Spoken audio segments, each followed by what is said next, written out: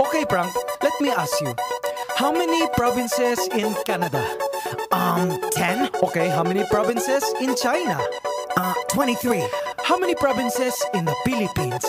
I don't know. How many? Believe it or not, 81. Abra, Kalinga, Aurora, Laguna, Maguindanao, Ifugao, Isabela, Aklan and Basilan, Sulu, Biliran, Leyte, Cagayan, Bulacan and Palawan, Batanes, Batangas, Bohol, Guimaras, Agusan del Norte, Agusan del Sur, Capiz, Cavite, Bataan, Masbate, Ilocos Norte, Ilocos Sur, Tarlac, Tawi-Tawi, Cebu, Sarangani, Camarines Norte, Sorsogon, Compostela Valley, Quezon, Zambales, Camarines Sur and Bukidnon, Zamboanga, Sibugay and Del Sur, Albay, Zamboanga del Norte din, there's Pampanga, Nueva Ecija, Nueva Vizcaya and Camiguin. These are the Philippine provinces. Every Pinoy in the world comes from one of them. Mabuhay! These are the Philippine provinces. In our 7,107 islands. Davao Oriental and Occidental, Davao del Sur, Davao del Norte, Negros Oriental and Occidental, Siquijor Mountain, Southern Leyte, South Cotabato, Catanduanes, Sultan Kudarat, Pangasinan, Misamis Oriental, Iloilo, Nogon Samar, and the eastern one, Surigao del Norte and del Sur, Misamis Occidental, Samar, Lanao del Norte and del Sur, Oriental Mindoro, and Rizal, Benguet Antique and Marinduque, Dinagat Islands, then Romblon, Quirino Apayao and Cotabato, Occidental Mindoro, La Union.